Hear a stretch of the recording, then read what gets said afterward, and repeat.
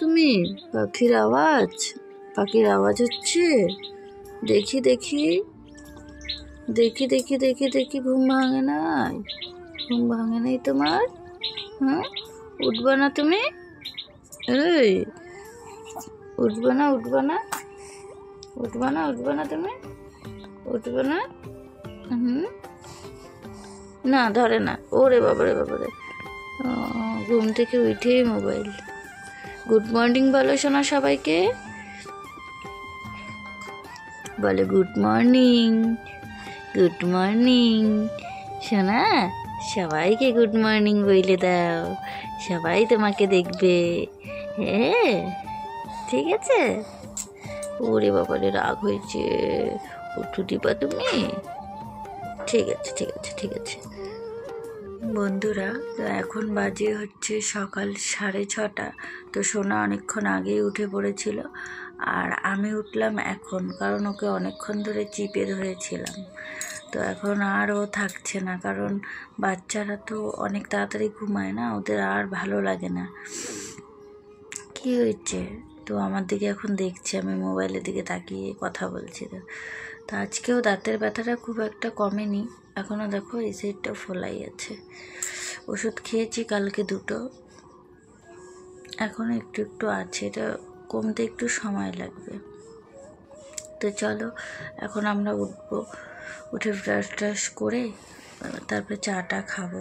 আর সোনাকে দেখো, 2 পায়ে 2 রকমের মোজা পরেছে, দেখো। এই যে 2 পায়ে 2 ধরনের মোজা পরছে সোনা। হ্যাঁ, তাই না? তাই না? বাবাও দেখবে এই ভিডিওটা। বলো বাবা, তুমি কোথায়? টাটা দাও তো বাবাকে সোনা, টাটা দাও তো, দাও টাটা দাও তো, টাটা দাও তো, টাটা দাও তো, দাও দাও দাও দাও দাও। এই দেখো, আর বিছানায় থাকবে না, এখন আমাদের উঠতেই হবে, কিছু করার নেই, কারণ ও থাকতে থাকতে একদম বিরক্ত হয়ে গেছে। এখন মোজা টোজা সব খুলে ফেলবে টেনে টেনে। চলো আমরা ঘুরু ঘুরু যাবো, চলো। এই দেখো,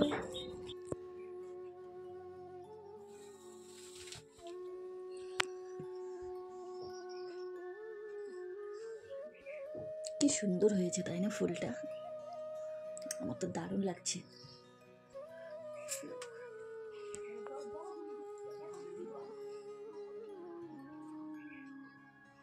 দেখছো সোনা, তুমি তুমি দেখছো কত সুন্দর, তোমার মতো দেখছো তুমি? হ্যাঁ, নিবা তুমি ফুলটাকে? নিবা? দিব, হ্যাঁ। ধরো ধরো, প্যান্ট পরে দিই। পরবা না তুমি? প্যান্ট পরবা না সোনা? ঠান্ডা আছে বাইরে। কি দেখে আমার সোনা, কি দেখি রে?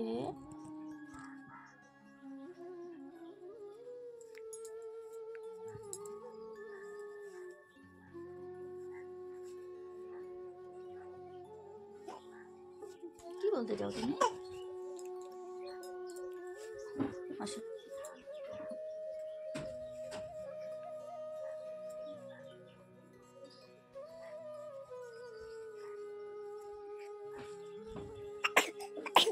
ঠান্ডা লাগছে রে, ঠান্ডা লাগছে সোনার। কি? এই যে এই যে, চলো আমরা এখন বাইরে যাব। চলো চলো চলো চলো চলো চলো, বাইরে যাবো আমরা এখন।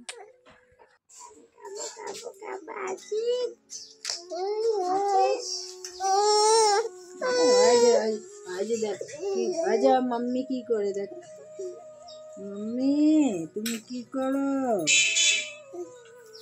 মাম্মি মাম্মি মাম্মি, টোটোতে চড়বো আমরা, টোটোতে টোটোতে চড়বো আমরা, ঘুরু করতে যাব। আসি রায় তো, টোটোতে যাব, টোটোতে আমরা ঘুরু করতে যাব।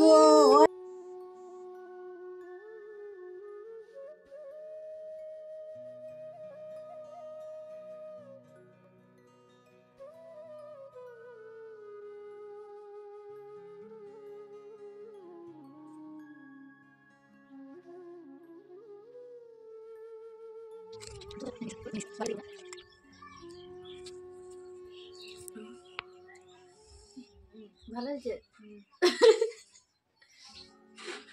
হাসির কি আছে রে, লজ্জার কি আছে? খা, লজ্জা করে লাভ নেই। এই পাশটা সত্যি খুলছে। খাওয়া দাওয়া করে এখন চলে আসলাম, আর সোনাকে এদিকে ঘুম পাড়িয়ে দিয়েছি। দেখো, তোমাদের সঙ্গে কিছু কথা বলবো বলে, কারণ সোনা জেগে থাকলে পারে না, কোনো কথাই বলা যায় না। ও মোবাইলটার দিকেই তাকিয়ে থাকবে আর মোবাইলটা নিয়ে নেয়, এরকম করে। তো কালকের থেকে দাঁতের ব্যথাটা একটু কমেছে। তো এখন তো দুপুর, তো একটু কমেছে দাঁতের ব্যথাটা। দেখো, এই সাইডটা ফুলে গেছিলো, একটু কমেছে। তো আজকে একটু কথা বলতে পারছি আর কি। তোমরা আমার আগের ভিডিওটাতে কমেন্ট করেছিলে যে হচ্ছে, অহনা তোমার বাবার কি হয়েছে আর কি হয়েছিল, তুমি তো আমাদেরকে আর বললে না। তো দেখো, ওই ভিডিওটা করার না আমার মানে ইচ্ছেই নেই, ইচ্ছে নেই বলতে পারো। কিন্তু তোমরা এত করে কমেন্ট করেছো, এত করে কমেন্ট করেছো, মানে আমাকে বলতেই হবে। তোমরা বলেছিলে যে হচ্ছে আমার বাবাকে কারা বা কে আটকে রেখেছে, কেন বাড়িতে আসতে দিচ্ছে না। সেরকম কিচ্ছু না, জানো। এটা তোমরা মানে তোমাদের বোঝার ভুল। পরশু দিন আর কি ওই ভিডিওটাতে এক দাদাভাই কমেন্ট করেছে যে, অহনা তোমার বাবাকে কে আর কেনই বা আটকে রেখেছে। এটা না, এটা হচ্ছে মানে মানে তোমরা ভিডিওটা হয়তো ভালো করে দেখোই নি, এই জন্য আমাকে মানে এই কমেন্টটা করেছো। আমি কিন্তু ওখানে একবারের জন্যও বলিনি যে আমার বাবাকে হচ্ছে মানে কেউ আটকে রেখেছে, যে আসতে দিচ্ছে না, এরকম কিচ্ছু না, জানো। আমি এটা বলেছিলাম যে আমি যখন 5 মাসের প্রেগনেন্ট, আর আমার মাসির মেয়ে, যাকে আমি ভিডিওতে আনি, আমার মাসির মেয়ে, ও যখন 7 মাসের প্রেগনেন্ট, তখন হচ্ছে আমার বাবা অসুস্থ হয়ে গেছিলো, প্রচণ্ড অসুস্থ ছিল। আর আমার বাবা হচ্ছে, তো সেখান থেকে আমি আগের দিন আর কি আসাম থেকে আসি, আমার হাজব্যান্ড যেখানে ছিল আগে, তো সেখান থেকে আসি আসাম থেকে। আগের দিন বাবার অসুস্থতার কথা শুনে আগের দিন চলে আসি। আর এসে আমি বাবাকে এসে দেখি যে মা বাবাকে হাসপাতালে ভর্তি করিয়েছে। আর বাবার মানে শ্বাসকষ্ট হচ্ছে, প্রচণ্ড পরিমাণে শ্বাসকষ্ট হচ্ছিল, খুব সিরিয়াস ছিল বাবা। তো ওই অবস্থাতে আমরা বাড়িতে নিয়ে এসেছিলাম। বাড়িতে হাসপাতাল থেকে আমরা বলে ওখানে সিগনেচার করিয়ে, মানে সিগনেচার নেয় একটা, যে কোনো পেশেন্ট যদি সিরিয়াস থাকে তাকে তো অন্য হাসপাতালে আর কি মানে নিয়ে যাওয়ার জন্য তাকে মানে একটা তো সিগনেচার নেয় না ওরা, যে পেশেন্টের যদি কোনো কিছু মানে হয় আর কি, সেটার দায়ী ওরা থাকবে না। তো সেটা আমি বলেছিলাম। তো সেখান থেকে বাবাকে আমরা বাড়িতে নিয়ে আসি। বাড়িতে নিয়ে এসে মানে বাবাকে হচ্ছে আমরা তখন আলিপুর হাসপাতালে নিয়ে যাই। নিয়ে যাওয়ার পর ওখানটায় হচ্ছে ডাক্তার দেখার সঙ্গে সঙ্গে বলেছে যে বাবার কন্ডিশন খুবই খারাপ ছিল, মানে এত খারাপ ছিল মানে কি বলবো। তো আমার হাজব্যান্ডকে আর ভাইকে বলেছিল যে মানে বাবার কন্ডিশন খুবই খারাপ, এখানে বাবার কোনো ট্রিটমেন্ট নেই। কারণ বাবা এত সিরিয়াস হয়ে গেছিলো যে বাবার মানে মানে কি বলবো আর, মানে অনেক প্রবলেম হয়ে গেছিলো।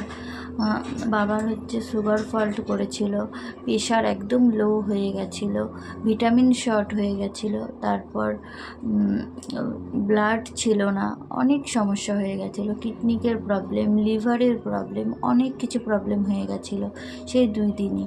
মানে সুগার সবসময় হাই ছিল, তো তার জন্য মানে এতটা সুগার হাই ছিল বাবার। তো আমি সেটা বলেছিলাম। তো ওখানে যখন তার পরের দিন আলিপুরে যখন মানে মাকে আমরা জানাইনি, যেহেতু আমি মানে সেই সময়টা হচ্ছে 5 মাসের প্রেগনেন্ট, তো আমাদের বাড়ির থেকে আলিপুরের ডিস্টেন্স অনেকটা বেশি। তো তখন আমরা রাতে 12:30টার দিকেই একটা বাজছে আস্তে আস্তে। তো কারণ আমি বাড়ির বড়, আমার বাড়িতে সেরকম কোনো গার্জিয়ান নেই যে বড় কেউ আছে, সেরকম কেউই নেই। আমি আর আমার হাজব্যান্ড বলতেই গেলে বাড়ির বড়। তো তখন হচ্ছে কি তখন হচ্ছে উম, মাকে আমরা জানাইনি যে বাবা এতটা সিরিয়াস।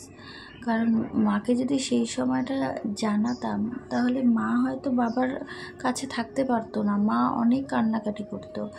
যেহেতু মানে আমার মা আমার বাবাকে প্রচণ্ড ভালোবাসে, আর প্রত্যেকটা মানে এক একটা মানে মানে অসুবিধে বাবার মানে সব মা খেয়াল রাখতো। তো জানানো হয়নি। মা তখনও অনেক আশা ধরে বসেছিল যে বাবা ঠিক হয়ে যাবে, কারণ আগের বছরও বাবার এরকম প্রবলেম হয়েছিল, তো ঠিক হয়ে যাবে।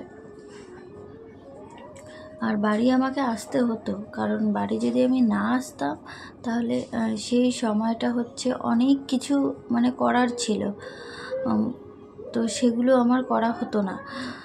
আর দেখো মানে কিছু কিছু কথা আছে যেগুলো সোশ্যাল মিডিয়াতে বলা যায় না, আর আমি বলতেও পারবো না সেই কথাগুলো, কারণ এই সোশ্যাল মিডিয়া আজকে আছে কালকে নেই। ঠিক আছে, আমি যে ইউটিউব করছি, আগে আমার একটা চ্যানেল ছিল, সেটা 50,000 সাবস্ক্রাইবারের একটা চ্যানেল ছিল আমার। সেই চ্যানেলটা এখন আছে, কিন্তু ওই চ্যানেলে আমি ভিডিও পোস্ট করছি না। কিসের জন্য করছি না, এটার পিছনে অনেক ব্যাপার আছে, মানে অনেক অনেক কথা আছে, কিন্তু তোমাদের সাথে শেয়ার করছি না। কেন করছি না? কারণ এই ইউটিউব চ্যানেলটাতে আমি কিছু কথা বলেছিলাম, আমার বিষয়ে কিছু সত্যি তুলে ধরেছিলাম, যার জন্য কিন্তু আমার অনেক কাছের মানুষ আমার কাছ থেকে দূরে চলে গেছে, আমার এবং আমার হাজব্যান্ডের। তো যার জন্য মানে এমন এমন কথা আছে যেগুলো আমি বলতে পারবো না। সব কিছুই সোশ্যাল মিডিয়াতে আমি হচ্ছে আমার ডেইলি লাইফস্টাইল শেয়ার করি, আমার সব কথা শেয়ার করি, তাই বলে আমি ওগুলো শেয়ার করতে পারবো না। তোমরা এমনভাবে কমেন্ট করছো, মানে কি বলবো। কালকে যে একজন একটা কমেন্ট করেছিল ওই ভিডিওটাতে, আমার দেখে না আমার মানে কি বলবো, এতটা আমার কষ্ট লেগেছে যে ভিউজের জন্য নাকি এইসব করছি। দেখো, ভিউজের জন্য যদি মানে করারই থাকতো না, তাহলে পরে মানে আমার যে কি হয়েছে এতদিন ধরে, কেন আমি ভিডিও দিচ্ছিলাম না, আগের চ্যানেলটায় কেন আমি ভিডিও দিচ্ছিলাম না, সমস্ত কিছু কিন্তু আমি তোমাদের সামনে তুলে ধরতে পারতাম। আমার বাবার বিষয়টা আমি তুলে ধরতে পারতাম, আমার গোটা প্রেগনেন্সি জার্নিটা আমি তুলে ধরতে পারতাম। আমার প্রেগনেন্সি টাইমে যে আমার সঙ্গে যেই ব্যাপারগুলো হয়েছিল না, সেগুলো যদি অন্য কোনো ব্লগারের হতো, তারা তুলে ধরে অনেক অনেক ভিউজ কামাই করতো। ঠিক আছে, তাদের অনেক ডলারও উঠে যেত, কিন্তু আমি সেটা করিনি। কারণ আমার যখন কষ্ট হয় তখন আমি সেই কষ্টটাকে আমি ক্যামেরা অন করে আমি সেই কষ্টটাকে প্রকাশ করতে পারি না, আমি সেই রকম না। কিন্তু কিছু কিছু কমেন্ট এতটা কষ্ট দেয়, মানে কি বলবো, মানে যে যেরকম না তাকে সেরকম প্রমাণ করে। তোমরা হচ্ছে আমাকে এই 10 মিনিট 15 মিনিটের ভিডিওতে আমাকে মানে তোমরা চিনে ফেলো যে আমি কীরকম। ঠিক আছে, কিন্তু তোমরা জানো না যে এই ক্যামেরার পেছনেও মানুষের একটা লাইফ থাকে। তোমরা মানে হঠাৎ করে 10-15 মিনিটের ভিডিওতেই তোমরা মানুষের চরিত্র বিচার করে ফেলো। খুব খারাপ লাগছে, কারণ বিষয়টা আমার বাবাকে নিয়ে, তাই খুব খারাপ লাগছিল যে এইরকম কমেন্ট আসতে পারে। ঠিক আছে, তো হচ্ছে তারপর ওখান থেকে চলে আসি, আলিপুর থেকে আমি চলে আসি, আমার হাজব্যান্ড আর আমি আর আমার বোন, আমার মা আর আমার ভাই ওখানেই থেকে যায়। আমার ভাই ছিল, আমার ভাই আমার মা ওখানে থাকে, আর আমি বাড়িতে চলে আসি। আমার একটা ছোট বোন আছে বাড়িতে, আর আমি নিজেও 5 মাসের প্রেগনেন্ট ছিলাম। তখন হচ্ছে বাড়িতে এসে আমাকে তো অনেক কিছু টাকা পয়সারও ব্যাপার আছে, সেগুলো জোগাড় করতে হতো আমার, তাই না? কারণ মা তো বাবাকে ওই অবস্থা দেখে মা নিজেও সিরিয়াস হয়ে গেছিলো, আর আমার হাজব্যান্ডকে তার পরের দিন ভোরবেলা উঠে চলে যেতে হয়েছে আসামে। আর আমি বাড়িতে ওই শরীর নিয়ে আমি গত 3-4 দিন খাইনি কোনো কিছু, শুধু জল খেয়েছিলাম এই টেনশানে। তারপর টাকা পয়সা জোগাড় করতে হয়েছে আমাদের, অনেক কিছু বিষয় আছে। তো নিজের কিছু লোক আছে সেই সময় কিন্তু আমাদের মানে অনেকটা ঠকিয়েছিল, মানে ঠকিয়েছে বলবো না, মানে সেই সময়টা আর কি। অনেকজনের অনেক রূপ দেখেছি, কিন্তু বললাম না যে সোশ্যাল মিডিয়াতে সব কিছু প্রকাশ করা যায় না, কিছু কিছু কথা মনেও রাখতে হয়। তো দেখো, আর তোমরা বলেছো যে আমার বাবাকে কোথায় কি আটকে রেখেছে, সেরকম কোনো বিষয় নেই গো। আর হচ্ছে তার পরের দিনও বাবা খুব সিরিয়াস হয়ে গেছিলো। আর তার পরের দিন তো আর কি বলবো, তোমাদেরকে বললাম না যে এই বিষয়ে আমার ভিডিও করার মানে কোনো ইচ্ছে নেই, কারণ আমার বাবা এখন এই পৃথিবীতে নেই, যার জন্য আমি আমার বাবাকে কোনো কন্টেন্ট আমি বানাতে চাই না। তো যাই হোক, তো পরের দিন বাবা অনেকটা সিরিয়াস হয়ে গেছিলো। তারপর ওই হাসপাতাল থেকে কিছুতেই ছাড়ছিল না, কারণ এই কারণেই ছাড়ছিল না যে হচ্ছে বাবাকে আগের দিনই বলেছিল, মানে মাকে বলেছিল আর কি, মাকে আর ভাইকে, যে বাবাকে অন্য কোনো জায়গায় নিয়ে যেতে হবে, ওরা ওখানে রিস্ক নিয়ে রাখবে না। তারপরেও ওখানে রেখেছিল। তো আমরা যখন ভাবলাম যে না, ওখান থেকে আমরা শিলিগুড়ি নিয়ে যাব, শিলিগুড়িতে বাবার ট্রিটমেন্ট করাবো, কিন্তু হচ্ছে সেই সময় অনেকটা দেরি হয়ে গেছিলো, বাবা আরও খুব সিরিয়াস হয়ে গেছিলো। তো সেই সময়টা আর কি ওরা ছাড়তে চাইছিল না, আমি সেটা বলেছিলাম।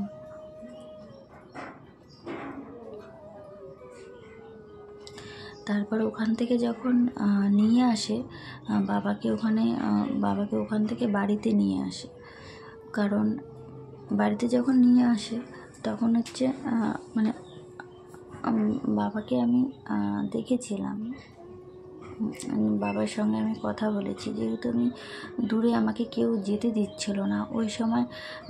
আমি নিজেও সিরিয়াস, আমি নিজেও 3-4 দিন থেকে খাইনি, আর বাবারও এই পরিস্থিতি। তখন অনেকেই আমাকে বলছিল যে না, তুই যাইস না এত দূরের রাস্তায়। বাবা আমাকে অনেক ভালোবাসতো, আমি চেয়েছিলাম যে বাবার সঙ্গে ভালো করে কথা বলবো, আর আমার এমন ভাগ্য ছিল যে আমি বাবার সঙ্গে একটু ভালো করে কথাও বলতে পারিনি।